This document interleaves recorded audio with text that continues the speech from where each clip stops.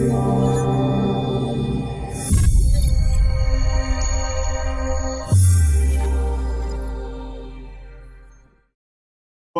to the Coin Gamma show. We're happy to have an illustrious guest with us today. We have Michael O. Michael O is a lecturer at the Walton School of Business at the University of Arkansas. He taught the college's inaugural course on cryptocurrencies.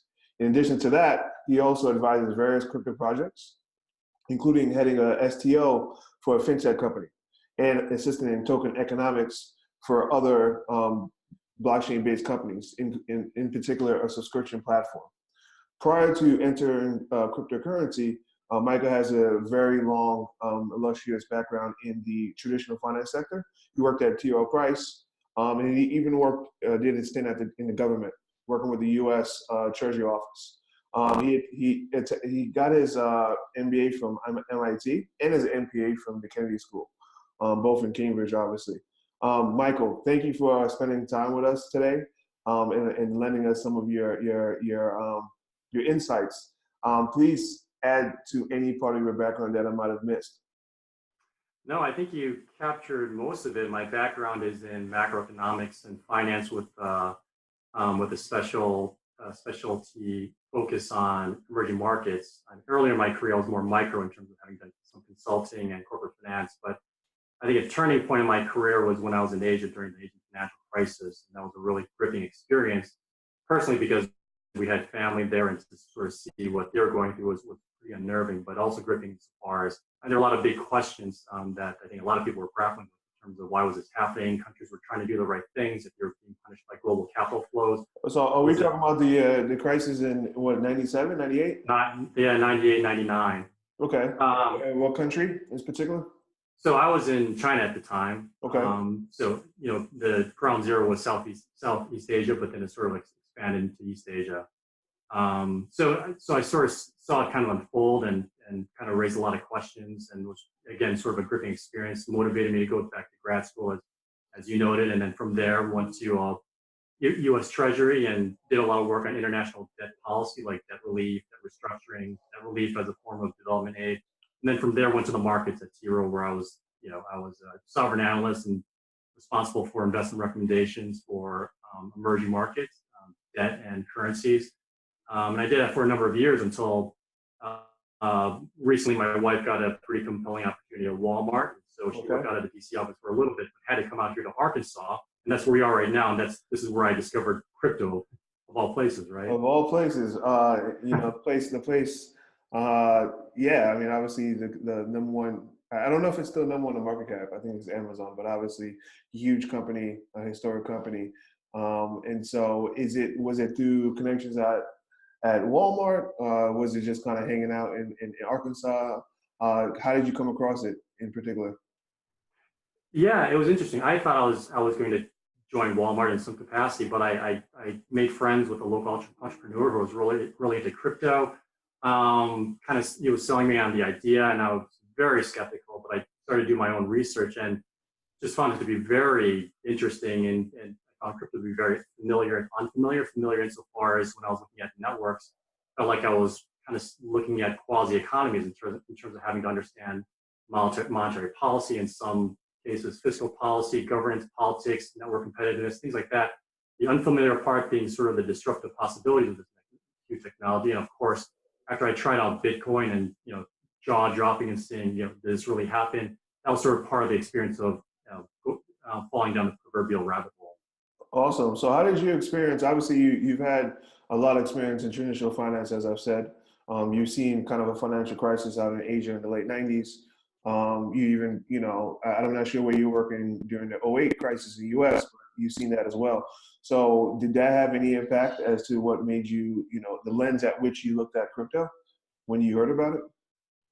Yeah, I think it definitely informs. So I think there's a lot to bring into crypto from traditional financial markets, traditional, economics, and there are a number of disciplines that sort of inform the field. So I think to the extent that all this can be applied to crypto, I think it's really a hook for me, and I think probably for a lot of others insofar as this is kind of a new field. It's really unique in its own way, but it's very familiar.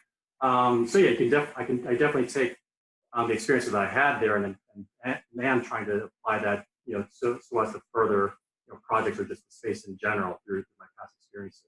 Awesome, awesome. So you moved down there, made friends with somebody local. After initial skepticism, you kind of bought into crypto. And so, how did that lead to your role at the University of Arkansas, teaching it and creating a course? Yeah, So it's the inaugural course, correct? Yeah, so for some context, there were some local projects that were, crypto projects. Not a lot, but I got involved in those in terms of helping launch this STO and helping this other subscription platform get off the ground. But sort of as context here, it's kind of interesting. In Northwest Arkansas, there's Walmart, but there are also two other Fortune 500 companies, J.B. Hunt and Tyson's. There's also the University of Arkansas. So there's a big interest in blockchain technologies, right? Particularly in the application of supply chain type solutions. So actually, at the University of Arkansas, they started a blockchain center of excellence as a research and education center to help find solutions for some of these companies and also to educate students. So I've sort of gotten tied into that. But of course, that side is is the permission side of blockchain technologies. I've been more sort of on the permissionless side in terms of working on these projects and teaching students on crypto and in terms of the technology and as well as kind of the financial aspects. So it's through that I've been trying to play a role here in terms of kind of being the drum on crypto here and maybe having something to offer in terms of students and also enterprise in terms of what's going on the permission side that might help in terms of their finding enterprise type solutions, because a lot of solutions are could be hybrid as some test cases have shown. Yeah, well, awesome. Obviously, being some of the companies you mentioned, Walmart, Tyson Foods, supply chain being huge. A lot of people say that supply chain is like the perfect use case for blockchain, especially the people that are like into saying like I'm into blockchain, not Bitcoin. People like Jamie Dimon and those folks. We could talk about JPM coin a little bit later, but what do you think? Do you think that is actually a real use case? Have you seen things happening since you're kind of on ground zero when it comes to supply chain? So my understanding is that there was all the hype in 2017. I think reality has set in. It's a little harder than was initially thought to sort of get this off the ground in terms of figuring out issues like shared governance. This is when you think of supply chain, it's not digital, so you're trying to figure out how to bring a physical world into the digital world, and so things like IoT can help with that. But I think there's still some steps from getting a lot of these solutions off the ground. So I think the runway is a little longer than expected, but the belief here is that there's a lot of business value to be realized. So in the longer term, there will be solutions, but we still are. It still feels like we are in somewhat early innings. Right. No, it makes sense. Makes a lot of sense. Awesome. Obviously, one of the things that you spent time with the U.S. Treasury, and before coming into the space, and one of the things that you had exposure to obviously is policy. And so, what do you look when it comes to policy design? Like, what does that mean for you when you were to apply that to this new industry, the crypto blockchain space? Yeah, that's an interesting question. Having come from a policy background, it does feel like when you're looking at network design, or when you think about public policy, what is public policy? It's really just sort of setting the rules of the game or the laws within some kind of governance framework and setting up the incentives such that when the actors in the economy sort of respond to these incentives, you can get an intended outcome, right, or something that you desire. And crypto networks feel the same way. You have crypto economics that sort of inform how you design all the incentives for the various stakeholders and actors within the network, within some kind of governance framework, and hopefully through that structure, you're able to get some kind of intended outcome for the network. So it feels like maybe it's a meme. Public policy as a way to kind of frame how you can bring some of the knowledge and the experiences from the public policy world into network design. I think there's another interesting parallel insofar as crypto network design seems to marry very well, consumer and producer theory. So, when you work for a company, you're all about, and you went to business school, so it's all about producer surplus and maximizing producer surplus. Right. Like a policy person, you're trying to maximize the entire pie in terms of consumer and producer surplus. And here in crypto networks, you're not a company, so you can't really extract excessive rent because the code is open source, projects can be forked, things like that. So what you're trying to do is, I think, and this is sort of a hypothesis I'm kind of thinking through, is you're trying to maximize user adoption in order to like maximize network value, and from there you have good spillover effects insofar as if you're trying to fund the network through, let's say, token block rewards, then that value, the block value of those block rewards increase, and you have a bigger budget for security or for governance or whatever you want. So it feels like when you're doing network design, it feels like public policy insofar as you're trying to maximize consumer surplus insofar as you're trying to maximize utility for the user, and that spills over into having a bigger budget for your producer surplus, so to speak. So again, maybe it's another way of viewing network design from a policy-making perspective or framework to use. No, it makes sense. Makes a lot of sense. Yeah, it's interesting that you kind of brought up the fact that you can't really, you look at the traditional markets, the whole point is to basically extract excess rent, corner markets, etc. But given that the fact that this is all open source and people kind of take some of your work, meaning code, and kind of move it down the street and create their own store, so to speak, or their own economy, so to speak. That's super interesting.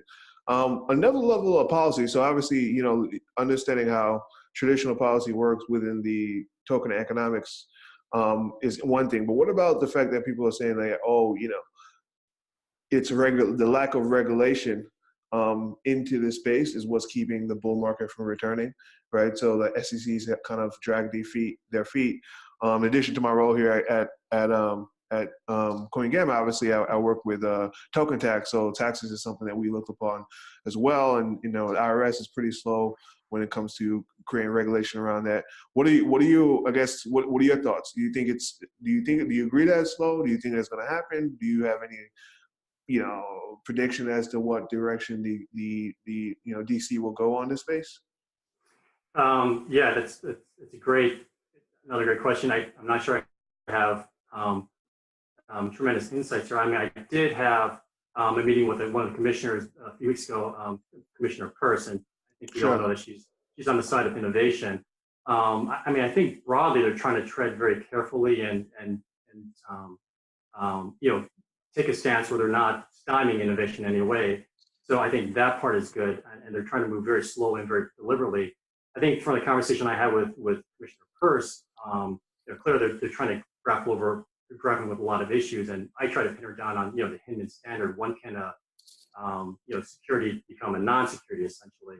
Right. And from my perspective, it seems if you can do that in some constructive way, then you can really bring down a lot of barriers to innovation, right? So for me, the message I had to her was like, crypto has the potential to really spawn, this digital gig economy. Insofar as, when you think of like capital formation, the first generation was kind of Bitcoin, where everything was kind of bootstrapped. Second generation was this ICO boom, which didn't quite work out very well. Now we're sort of going back to this model where maybe you bootstrap a little more and you use, let's say block rewards as a way to sort of reward all these generalized miners to sort of give you contribute in a productive way to your network. And so my thought here was like, if you think of generalized mining and trying to finance that through block rewards, there's a way that you can use tokens in a way where it's not securities. Then you remove a lot of frictions in terms of being able to like bring in a lot of type of talent, a lot of verticals in terms of supporting the network. So if you think of like mining, just people who come in and like mine and proof of work or whatever. I mean, think of how much innovation and how much that vertical has progressed in terms of it's not just you just open the laptop and you can mine.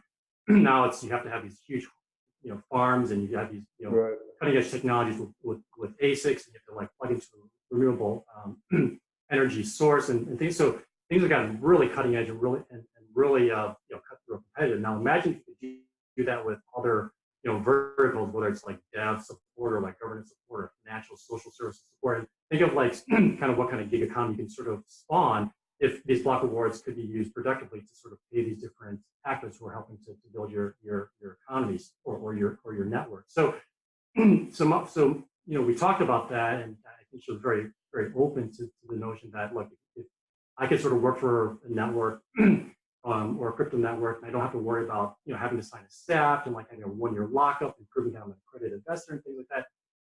Because it's a decentralized network, then all of a sudden, like you can sort of like the tent is very big in terms of what kind of talent you could bring into crypto networks. So I think it was a notion that she was sympathetic to. She definitely wants to see how this space can expand, and also here in the U.S. and not necessarily in other countries. So from the SEC perspective, I think they're trying to be careful, but I think they're also being a little conservative. And the Bitcoin ETF is one example where arguably, yeah, the ETF was fine, and maybe underlying markets for Bitcoin are seem a little gray to regulators, but that shouldn't necessarily prevent them from approving the ETF. So I think they're trying to be careful, which is good, but hopefully they're on the side of like embracing innovation. And at least in my conversation with Hester first, that's her vision, but hopefully that's embraced more widely on the commission.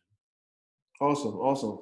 No, I agree. I think we need more people in DC that are kind of understanding that they don't want in order to keep the U.S. as a global economic leader and technology leader, we can't fall behind when it comes to this. But obviously, we can't have what we had in 2017, where people were investing in things like BitConnect and being taken advantage of, right? So it's a fine balance.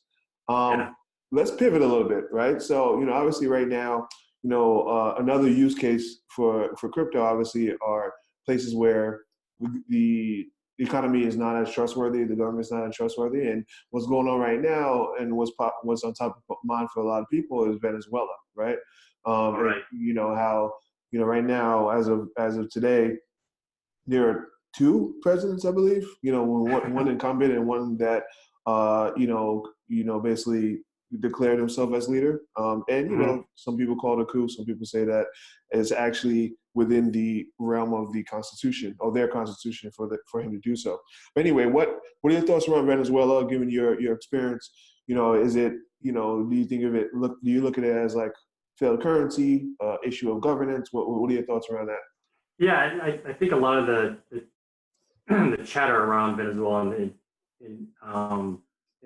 sort of the crypto community is that this is a case of failed fiat, and this is a clearly use case for crypto to sort of step in. I covered Venezuela when I was at T. Rowe, so my perspective is probably slightly different. I see it more as a case of failed institutions and failed governance, and when you have failed institutions, that leads to failed fiat, basically. Because I think if you look at where Venezuela was 15 years ago, it was a pretty decent economy, and the institutions were okay. Would you say it's because oil was at 120 at the time? No, it was before oil went to 120. Wow. Okay. So back in like 2015, you had like a fiscal responsibility law. You had a stabilization account for oil. You had a central bank that had technocratic, leadership. You had a military that was somewhat professional. So you had a lot of institutions, checks and balances. But then when Chavez came to power and had a very populist message that resonated with a lot of people, and then oil spiked to 120. So all of a sudden he was armed with a lot of money to basically try to implement this socialist vision that he cast. Part of that was basically dismantling a lot of the checks and balances in the country. So central bank became just a financing arm of the national treasury.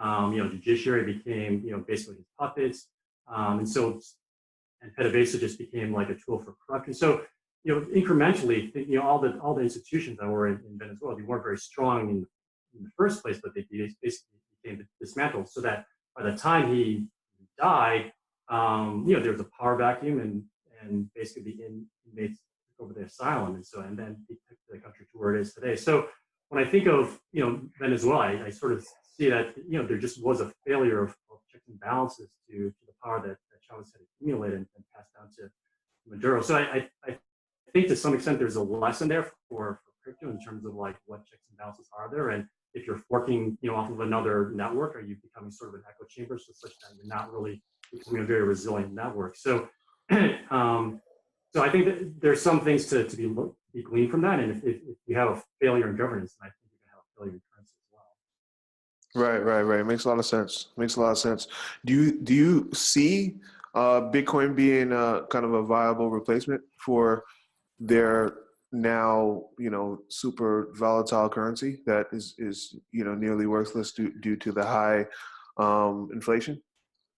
So I think for sure crypto is going to be more mainstream than it was before. And even if you have a new government and a new government brings in a big stabilization program so inflation comes down and the currency becomes more usable again, I think there's going to be access to crypto as an insurance plan, just because you just never know when if there's going to be backsliding in any kind of like recovery program. So I don't think it'll necessarily take over as the medium of exchange, but I think it's going to be it's going to be there as a form of insurance for people who have who are going through what's happening right now.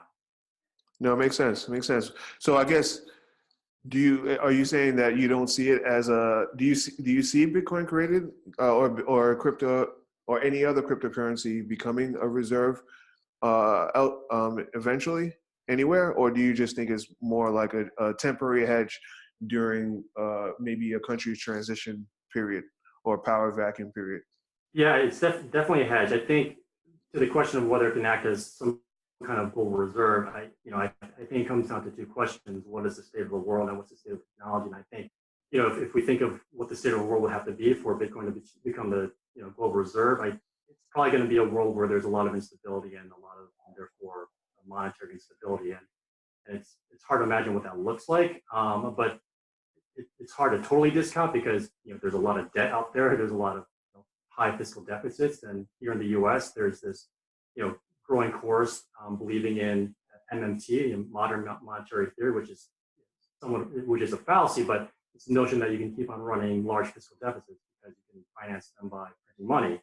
But once you do that, and if you make the Federal Reserve, the financing over the Treasury, then you're going to find out very soon that the markets are not going to be there to finance you. So I don't think that's going to happen, but you can't necessarily discount that we live in a world where there's instability and therefore monetary instability, and Bitcoin can sort of grow in adoption. The other question, what does the technology look like in the future? And maybe right now it doesn't really meet the criteria of money insofar as the test of medium of exchange, store of value, and unit of account. But maybe at some point it does. But even then, you have to take the perspective of is Bitcoin or some kind of cryptocurrency good from the perspective of governments and central banks. And there, it's a little more difficult to see just because if you have Bitcoin as kind of the medium of exchange, then the central bank can't run monetary policy. They're going to have questions about Bitcoin governance in terms of, okay, so if there's a bug, so I guess the core developers will take care of it, fine. But so there is some kind of governance there where if block rewards go away, like what happens to the security model? So central bankers aren't coders. They don't understand code. They don't understand, this kind of thing. And, this kind of governance is very unfamiliar. So it's a real stretch to see that, cryptocurrency can be, adopted by central banks as kind of the, official currency. It's more that maybe in a world of instability and where people are trying to hedge, something like crypto becomes a little more de facto global reserve because people use it because they're just scared, right? Not Right. Use them. Interesting. Do you have? I don't know if you heard the news around the UAE and Saudi Arabia doing their own crypto test. Yeah. Do you have any thoughts around that? Do you think that that's kind of like something that could be what people do instead of using something like Bitcoin, kind of creating their own? Yeah, I think so. I think one thing that's interesting if you think of digital currency is used by sovereigns. And there's just a lot of pressure, I think, on just cross-border payments, because cross-border payments is such a, I don't know if you've done this recently, but you try to send payments to somewhere else. It's terrible, yeah. It's terrible. It's like there's no transparency. The pricing's terrible, and it's like it takes several days. When you can have a token. By the way, pricing terrible. They will not only charge you a high fee, but they will also take advantage of you when it comes to the exchange rate. Yeah. Yeah. Exactly. So I think if there's I think that the promise of a tokenized platform is that you can settle things much more quickly, much more cheaply, and there's transparency in terms of like what's going on. They may still cheat you on the exchange rate, but I mean it's a much more efficient way of doing cross-border payments. So I think maybe some countries are thinking that, to the extent that they have some tokenized method of payment, that they can attract more demand to the currency. So that, that might be the angle that, some countries are coming at in terms of China or UAE or Saudi Arabia, or maybe they want to branch it out so it's easier to do remittances. Right. Like now at the end of the day, like, the currency is the currency. So, whether China's renminbi can become the reserve currency because now they have a tokenized version of it, I'm not so sure. It's not a convertible currency. There are a lot of problems with RMB, but in terms of just trying to get more adoption and making it easier to use, I can see it sort of being, that being a valid rationale for central banks to sort of roll these kind of products out. Awesome. No, that's very, very interesting. Now, I guess let's pivot back a little bit back to some of these different projects. Mostly, they're created by private institutions. And obviously, you have, I guess the chief use case for crypto right now is around speculation and trading. And, with that, there's market caps. What are your thoughts around like token valuations and how people should look at tokens and what they're worth, or, the different methods out there? Yeah, so this is an area where I think there is a lot to say and also very little to say. A lot because I think there are a lot of ideas, little because there's not a lot of empirics to go behind it. So I think if you try to meld a lot of different approaches from different disciplines, you can kind of get an array of approaches. So I mean, if you think of equity valuations and PE, you can definitely transfer that to token valuations in terms of NBT, in terms of looking at the net value relative to transactions. So somehow pairing or comparing some notion of valuation or price to some fundamental metric. So, and that metric could be like the number of transactions, the number of users, or what have you. So I think that's been tried and true, and I think that'll prove to be tried and true and for tokens. I mean, coming from markets and looking and having done valuations on sovereign currencies, I suspect when we have more data, there will be multi-factor models, and this kind of brings in the regressions in terms of looking what are the 3 or 4 drivers to a currency's valuation. So it could be something like what's the, how secure is the network, and looking at mining centralization maybe as a proxy for that. Or you may look at the stake yield. So money tends to chase the yield. So if you can get a high yield like 10% from staking your coins, maybe that attracts more demand. Or it could be some feature about your product. And so you put this into a regression, you get the coefficients, and then you sort of apply that to what the market is, where the market is now, to get some kind of proxy for what the value should be.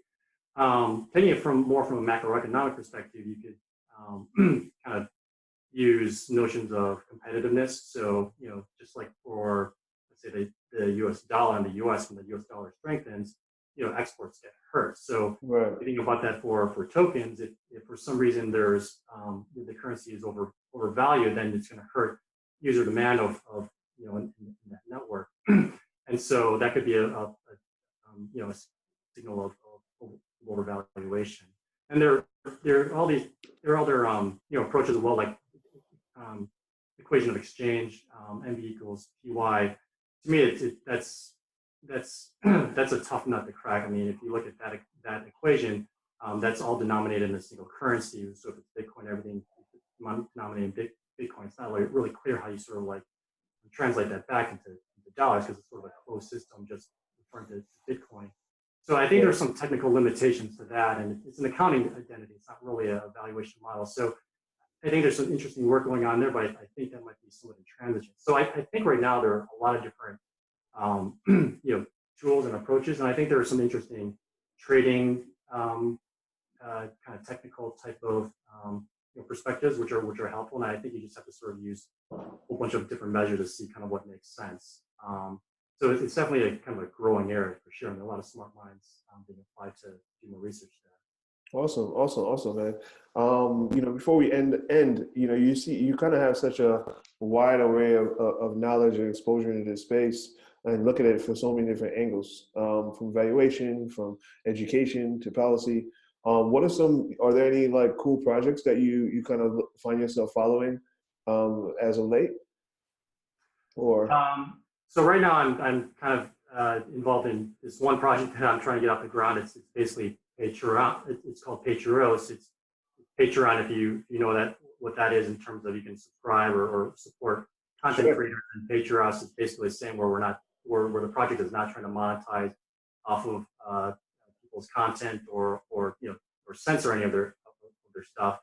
And it's a tokenized version, decentralized version. So the idea is that you're trying to maximally support artistic integrity to the greatest extent possible. And here, this is one of the reasons why talk to Commissioner Kerr. So this is a totally bootstrap kind of project, and we're airdropping a bunch of tokens, and we'll try to use inflation as a way to reward people who provide good content. And our burn rate is, I talked to the founder, and he said, "What's the burn rate?" He said, "It's like $20 a month." So this is totally bootstrap. We're getting some help from an incubator on the marketing side and legal, but this is sort of another example where if this project can get off the ground, then it's kind of an interesting template where you can totally bootstrap something. You don't need much money, and if you can build something, and the SEC doesn't get in the way in terms of airdropping is fine, it's not security, or if it's decentralized enough. If you use inflation and reward tokens to sort of reward contributors, then if you can take away that friction from from the regulators, then basically anyone can do what we're doing here. And this is almost like developing an app for the Apple App Store. So again, another way in which this could be an interesting model for bootstrapping something very cheaply. And again, anyone can sort of do it and contribute to the ecosystem. So that doesn't quite answer your question, but it's been taking up a lot of mind space. No. It does answer my question. we did the airdrop just a few days ago, so a little heavy right now. Awesome. Congratulations on that, and we'll check that out. Well, if we wanted to check that out as well as follow up with you, where should people go? So I guess give us a link to the website for that project, as well as the places that people should follow you to find find out more. So Patreos is patreos.com, P-H-R-E-O-S. So it's just a play on word. Okay. I'll link that up in the show notes. Okay, yeah, because it's hosted on the EOS blockchain. And then for me, Michael O 2014 via Twitter is probably the easiest way to get in touch with me. Awesome. Well, Michael, I know you're super busy.